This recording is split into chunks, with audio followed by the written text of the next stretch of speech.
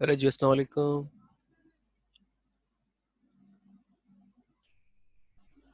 वालेकुम सलाम।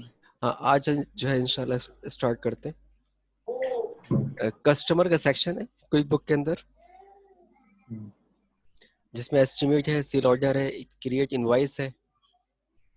Last time जो हमने किया था वो था वेंडर, ये परचेजिंग के हवाले से। और अभी जो हमने करना है वो है हमारा कस्टमर का सेक्शन, जिसमें हम कस्टमर के हवाले से जो है काम करेंगे। अब इसमें हमारे पास ये कि सबसे पहले जो है एस्टिमेट का ऑप्शन। ये एस्टिमेट में ये होता है कि आप जो ना कस्टमर को भेजते हैं कोटेशन कि हमारे पास कौन कौन सी इन्वेंट्री आइटम है।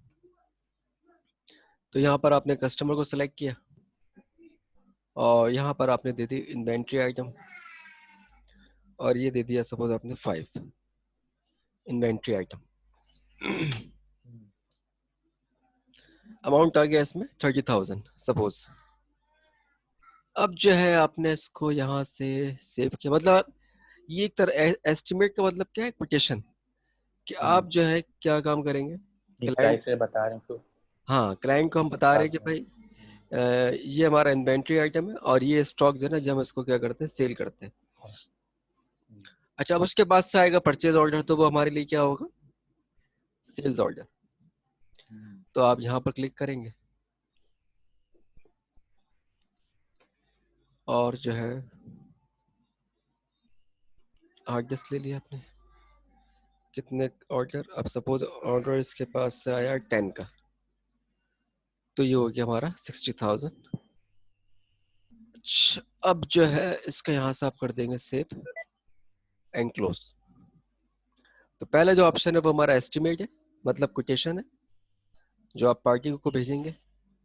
पार्टी के पास से आएगा परचेज ऑर्डर, जो हमारे लिए होगा सेल्स ऑर्डर। अब क्या होगा जब आप इसको फाइनली को शिप करेंगे परचेज ऑर्डर के अगेंस्ट, तो आपको क्या करना पड़ेगा कि क्रिएट इनवॉइस पर आप आ जाए और यहाँ से आपने ये सेलेक्ट कर लिया। अब ये करें क्रिएट इनवॉइस फ्रॉम एस्टिमेट, इसको ओके कर दें। अब यहाँ आपने क्लिक करके इसको ओके कर दिया। अब क्या हुआ कि ये हमारे पास आ गया 5 क्वांटिटी, 6 क्वांटिटी, 6,000 और 30, मतलब आप इसको पूरा कर दो ना। आप उसको शिप कर रहे हैं एज पर सेल ऑर्डर, यानी इनवाइसिंग आप कर रहे हैं on behalf of sale order. तो ऊपर जो है इनवाइस का नंबर आ गया, डेट, कंप्यूटर, कस्टमर का नेम आ गया, और पूरा का पूरा जो है सेल ऑर्डर आप उसको शिप कर रहे हैं। अब आप इसको यहाँ से कर दें सेव एंड क्लोज। तो क्रिएट इनवाइस हम उसी वक्त यूज करते हैं जब आप फाइनली जो है क्लाइंट को, कस्टमर को स्टॉक भेज रहे हैं और उसके साथ साथ आप उसको इनवाइस कर रहे हैं। अब क्या हुआ, ये एरो जो है मूव हो रहा है रिसीव पेमेंट के ऊपर। इसका मकसद है कि भाई आपने इससे पैसे ले लिए, रिसीव कर लिए। अब क्या होगा, अब ये होगा कि रिसीव पेमेंट पर आप आ गए, यहाँ से आप सेलेक्ट करेंगे क्लाइंट। अब जाहिर सी बात है दो बिल है, एक हमारे पास जो है 1,50,000 का ओपनिंग बैलेंस था इसी क्लाइंट का, और एक 30,000 का, मतलब टोटल जो है ना इसका जो रिसीवेबल है वो है 1,80,000। फिलहाल हमने इसे रिसीव कर लिया 30,000 कैश की शक्ल में रिसीव किया हमने इसको, और यहाँ पर आ जाएगा क्रेडिट वाउचर नंबर ये। अब आप उसको कर देंगे सेव एंड क्लोज। ये तो रिसीव पेमेंट का जो ऑप्शन है ये आप उस वक्त यूज करते हैं जब आप किसी क्लाइंट से, किसी कस्टमर से कोई चेक आपने रिसीव किया, कोई कैश आपने रिसीव करा, उस सूरत में आपने रिसीव। अब ये मैंने इससे कैश रिसीव कर लिया।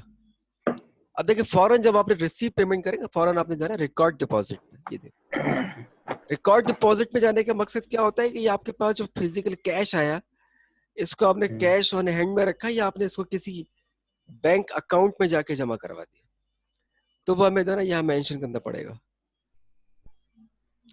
सही। हाँ, पेमेंट टू डिपॉजिट।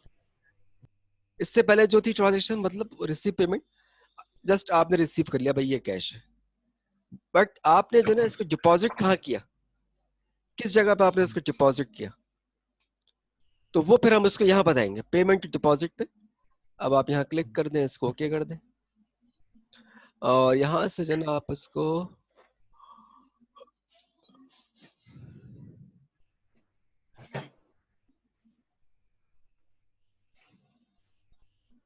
अब देखें अस्करी बैंक का नाम आ रहा है, आप इसमें कैश तो करें, तो वो कैश लेके मैंने जो है ना अस्करी बैंक में जाके डिपॉजिट करवा दिया 30,000 जो मैंने रिसीव किया आईटेक कंप्यूटर से किसी इनवाइस के अगेंस्ट।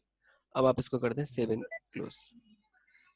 ये तो जैसे आप एक एंट्री यहाँ लगाएंगे, दूसरी एंट्री ऑटोमेटिकली आपने यहाँ पर आके बताना है कि भाई चेक है तो चेक किस अकाउंट में गया, कैश है तो कैश बैंक में गया या कैश ऑन पेटी कैश में गया, तो उस चीज को डिफाइन करना पड़ेगा। क्लियर है? सही। तो ये 4 ऑप्शन बड़े अहम है, 5, यानी कि first estimate, second sale order, third is create invoice, receive payment, और लास्ट हमारा क्या है रिकॉर्ड डिपॉजिट। हाँ मतलब रिसीव पेमेंट और रिकॉर्ड डिपॉजिट में यही है, फर्स्ट आपने जो रिसीव की और उसको where you want to in deposit, either in bank either in cash, किस जगह जाके जो ना आपने इसको डिपॉजिट करवाना है।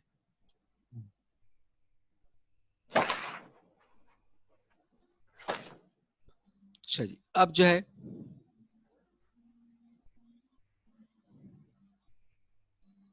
रिफंड हमने करना है, मतलब क्लाइंट के पास से जो है स्टॉक वापस आ गया, क्लाइंट के पास से स्टॉक जो है वो आपका रिटर्न आ गया।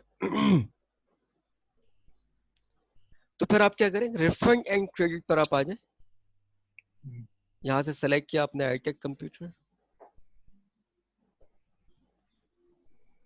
और क्वांटिटी में मेंशन कर दिया आपने सपोज 5, मतलब आपने जो है ना वो 60 सपोज यहाँ कर दें 2 की जगह 2 कर दें इसको 12,000, मतलब 12,000 का स्टॉक रिटर्न हो गया, किसकी तरफ से, क्लाइंट की तरफ से,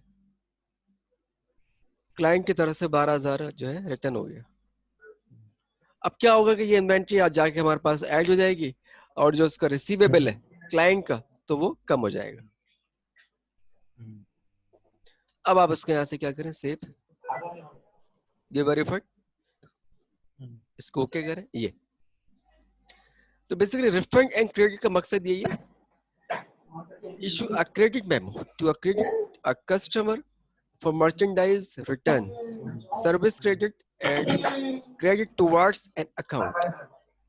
मतलब अगर क्लाइंट ने कोई आपको रिटर्न किया स्टॉक तो उसकी एंट्री आप यहाँ पर करेंगे। अब इससे क्या होगा कि रिसीवेबल कम हो जाएगा, इन्वेंट्री इजाफा हो जाएगा, तो बाद में वो इन्वेंट्री जो आप अपने सप्लायर को या जिससे आपने परचेज किया या जो आपका वेंडर है उसको वो ये है कि आप रिटर्न वापसी करेंगे। क्लियर है जी। अच्छा, अब इसकी रिपोर्टिंग देखने के लिए देखें, आज 1-2 एब्सेंट हो रहे हैं। अब जो है इसके अंदर क्या होगा,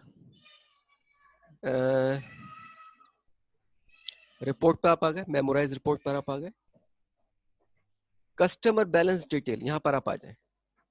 अब आप देखें इस लेजर में 2 वैल्यूज ऐसी हैं जो माइनस में आ रही हैं, one is 30,000 and the other is 12,000। 30,000 is the payment that you have received from client and the other amount is 12,000, this is a sales return from your client। Now current balance is receivable from your to your company is 1,50,000, तो 1,50,000 का जो amount है वो receivable है from आईटेक computer. अच्छा, अब आपने इसको जो है स्किप किया। अब अगर आपने कैश पे काम करना है, मतलब आपने जो है ना कोई स्टॉक, कोई क्लाइंट ऐसा भी है जो आप इसको हाथ के हाथ सेल भी करेंगे और हाथ के हाथ जो है उससे आप कैश या चेक वसूल कर लेंगे, तो उसके लिए फिर आपको आना पड़ेगा, देखिए क्या ऑप्शन लिखा हुआ है, एंटर डेली।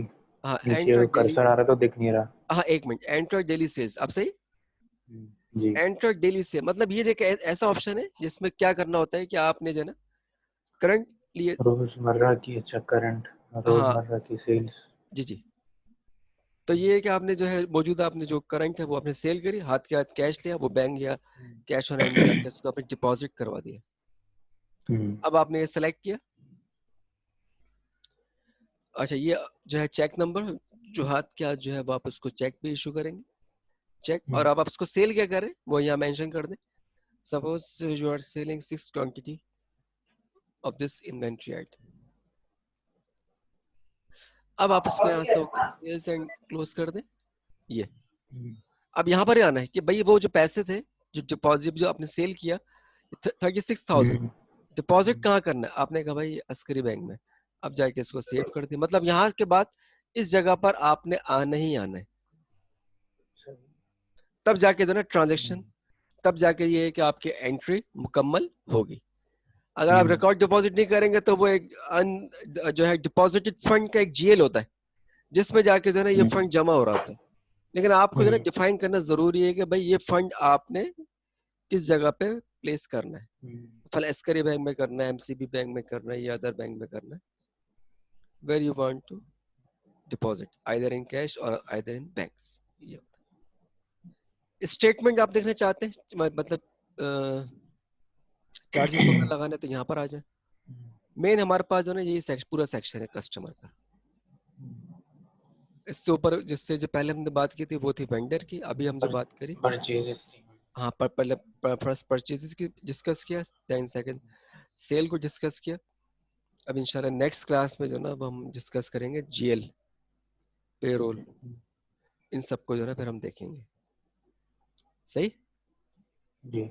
इसको ये है कि अपने जो है कंप्यूटर पर आप इसको इंस्टॉल कर लें कोई बुक को, या उसको डाउनलोड करके इंस्टॉल कर लें।